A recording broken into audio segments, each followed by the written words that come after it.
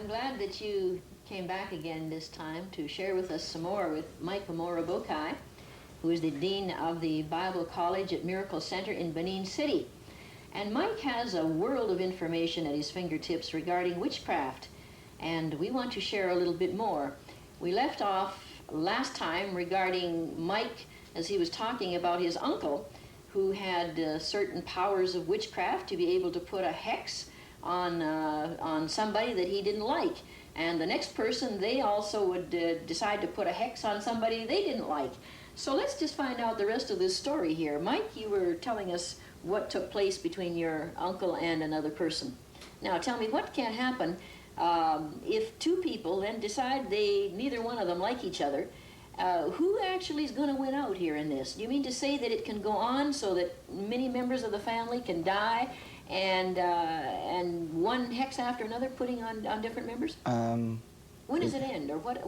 Well, it can go on for a time, and a long time, because I have even noted in one family, I remember, it has been said that somewhere down the line in that family, a curse was put on a member of the family, and it has always gone down the generation, such that all of them die of one particular disease. And you see, that's how some of these curses do. When they really happens, when a curse is put on somebody, maybe a particular disease to be destroying them, it continues. And something has to be done to stop it. What can stop it? Well, maybe all they have to do is get into real idol worship and real spend money buying food and making a general sacrifice. You know, it will cost a lot of money, and it could buy a lot of different kind of food, different kind of meat, and different kind of drinks, and just go and sacrifice it to an idol, and that will automatically end the whole thing. How can this do this? You mean, what do they do with this food? You say they have drink and food. How do they sacrifice these? Depending on what idol it is, if it is a river, all they do is, that is the olokun, that's what they call the olokun. Olokun. Right. If it is a river, all they do is buy all these things. It could even include a big sewing machine, and it could even include bales of cloth, and then buy all these things and go and dump it into the river, and that's it. So they take good food, and I know that food is hard come by in Africa. I mean, it's very hard come by. People are not that well off in many cases, and they live in almost the states of poverty in a lot of areas. Do you mean to say then that these gods require of them then to take, and I suppose the best of their food? Yeah, the best of everything. And then they take them and dump them into the river, since they're now worshiping the river god.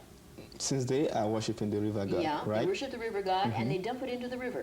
And then this is supposed to then break this spell. Right, that appeases the power of the god of the river, you see. Now, many people will not take this, but I want to tell you and make you understand that there's real power in the rivers. And God confirmed it in the scriptures. And I remember when he was giving the 10 Commandments, he told the children of Israel, "Thou shalt not have any other God beside me, and you will not worship the things that are under the earth, or the things that are in the sea, or the things that are in the heavens above." All right? Because God knew that the devil had power in all these things. Okay, so now, because these people give themselves to the worship of the things of the river, or the power that is in the river, they become subject to those things. And a lot of time, particularly like in the olokun something, the olokun has got a lot of followers, and they have priests and priestesses. Okay? It's like an organization, or, well, you know, a cult. I mean, it's like a closed group of people, is it? Or is this olokun? Is this the name of the god? This is the name of the god of the river. The god. That's the name of the god of the river. Right? Okay, go ahead. The olokun, and it's got a lot of priests and priestesses, and a lot of followers. Okay, and usually they come to a big dance, and many people come there, and they are all dressed in white clothes and bells on it, you know, like that. And as they continue in this worship, and something like a fortune telling will begin to, soothsaying will start to happen. All right, and then the person is told, now this is what is really wrong in your family.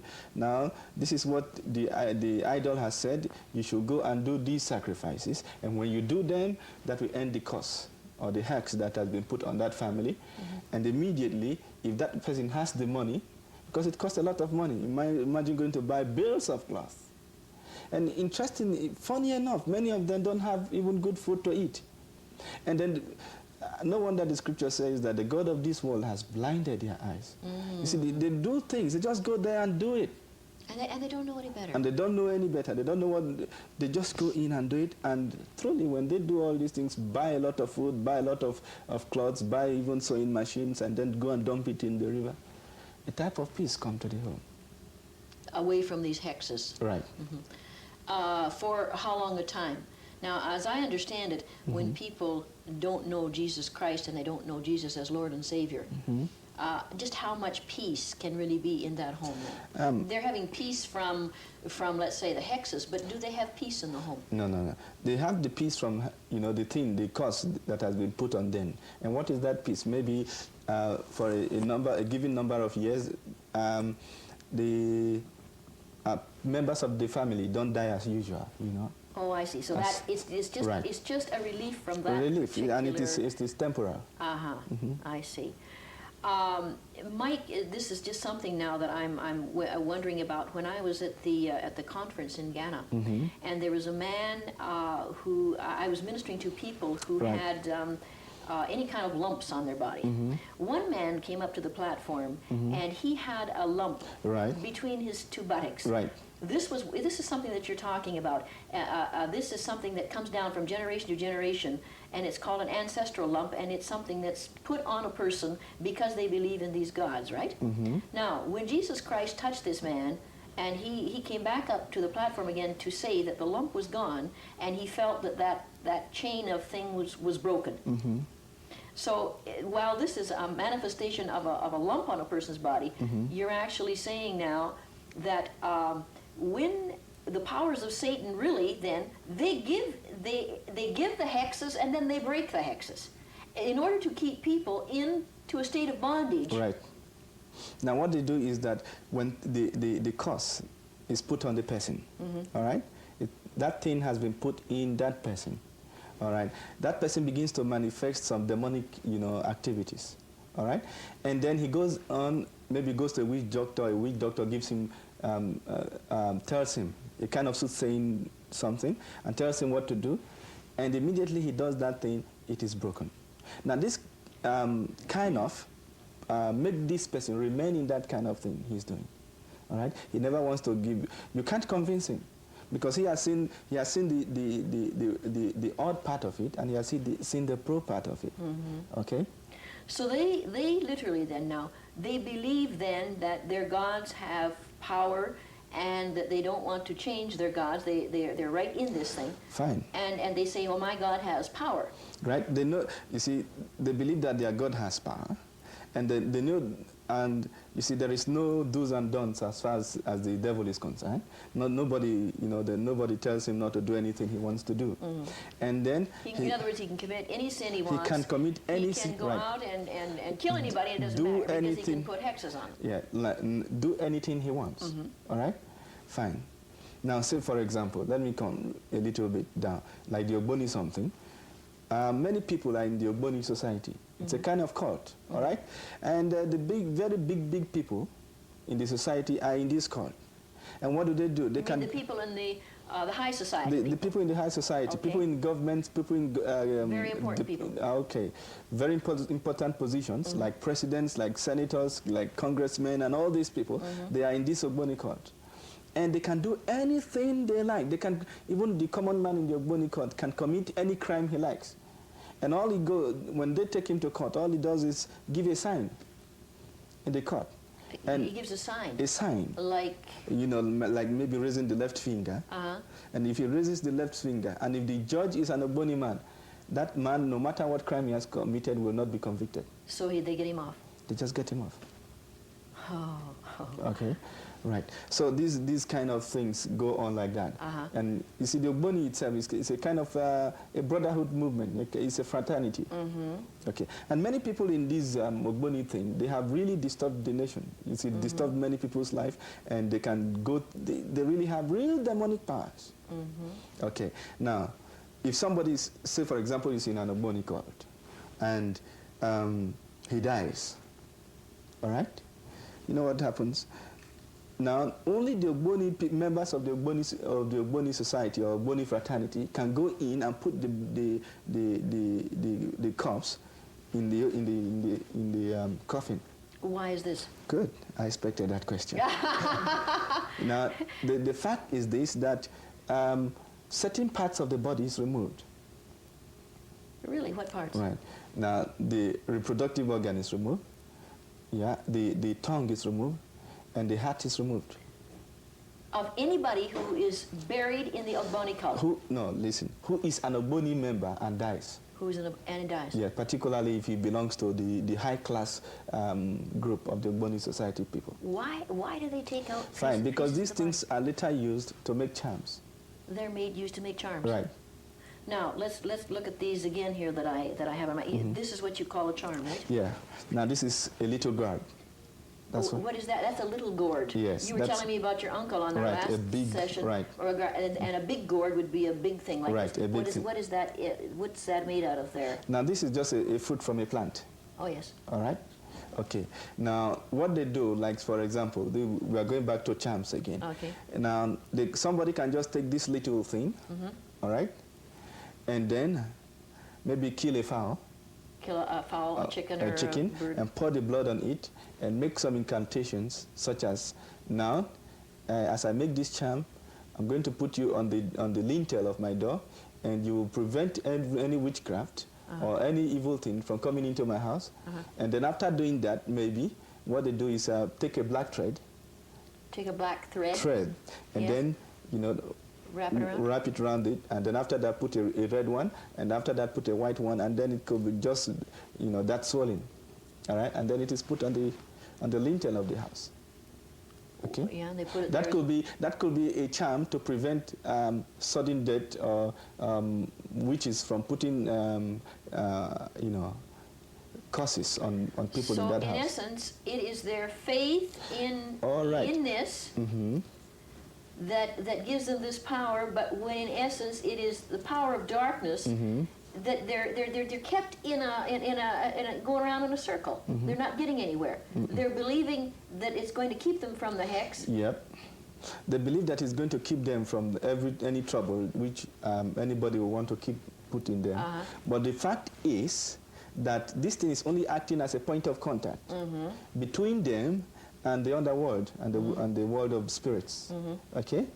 Now, as long as this thing is in that place, and as long as the person goes on making the sacrifices. So but you still got to make these sacrifices to appease these gods, yes? As long as he goes on making the sacrifices, there's, you know, those things will not happen to his family. Okay, those kind of evil may not happen to his family. All right? You see, the thing is that the devil is always making them do strange things. And maybe keeping them in bondage, you suppose. Keeping them in bondage. Okay, go ahead.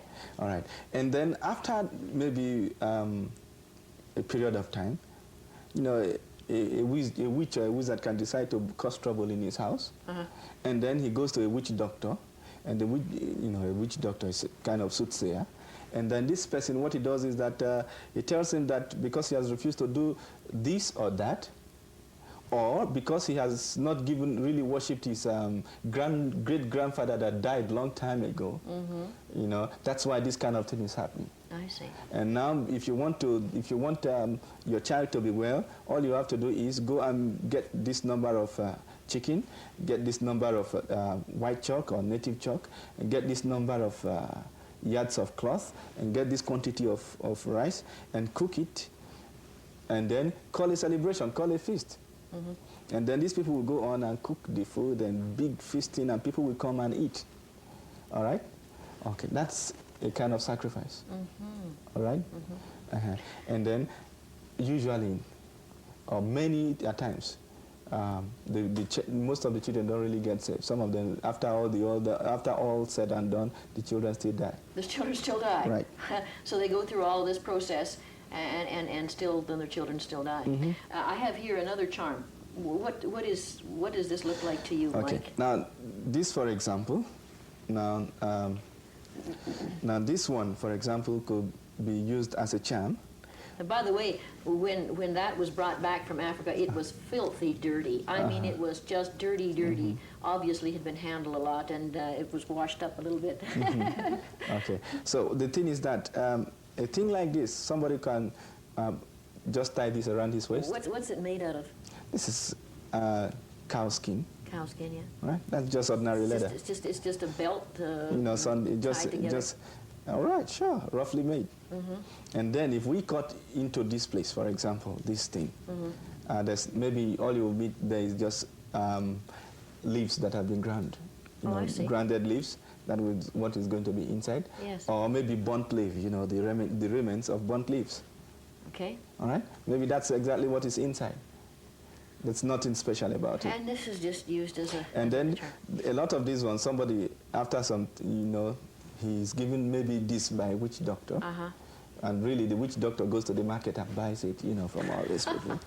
Okay. And then he's given this by witch doctor, and then they tells him before But the person who gets it believes it's really something. Right, I mean, he believes it's really power. it's something. He believes this thing has got power. He believes that this thing has power. As long as he has it, it's got power. Fine. It sounds like some people, you talk about the Western world, it sounds like some people who carry rabbit's feet around with them all the time. I mean, they feel that if they carry that rabbit's foot all the time, it's got power. Right. That's exactly the same thing. And all what happened is that the soothsayer, the witch doctor, tells him now, all you do is before you wear this thing every morning, look towards the east. And then while you are looking towards the east, you say things like this: as I wear this charm, let nothing evil, do not allow my enemy to find me today, and all that kind of thing. All right? And then he puts it on right around his waist. And he wears it. And he wears it. This can be worn around the waist, and then some little ones around the arm. And truly, depending on what the aim of wearing this thing by that individual, it will really work. Now, some people have gone to the extent of getting charms like this and putting it right on their arms, and then no matter how sharp a knife may be, and you go through the person, it will not go in. So in other words, his faith is so strong in this, and in the power of the enemy that's behind that thing. It's not really that thing. It's not that thing. It's faith in the power behind it. And that's the faith in the power of the devil. Okay, and then he takes that thing, wears it, and you take a knife and go through him. To try and kill him. And try to kill him, the knife will just come back, and there will be no injury made at all. Now, this leads me to another situation. We find that there's, people that are watching this now say, man, if there's this kind of power, let me have it. What would you think of this? I think they will be making a mistake. You do? Yeah. But look at the power that's there. See, the Bible says that the devil, the thief, comes to kill and to destroy. All right? Fine. They can get all these things. All right, and wear it, and then get all the things. Let me tell you something before I go into what I wanted to say. Now, there's something. When you wear this thing and you take a blunt knife, this thing has got power only on sharp edges. All right. If you take a blunt knife, no matter, let it be as blunt as wood. All right, and then you take it and pierce the person, it will go in. That's the secret. You get the joke? No, I'm not laughing. So it's just like you see, people wear this for protection, different protection. Yes, I understand that principle. It's there. Now, particularly in political campaigns. All right.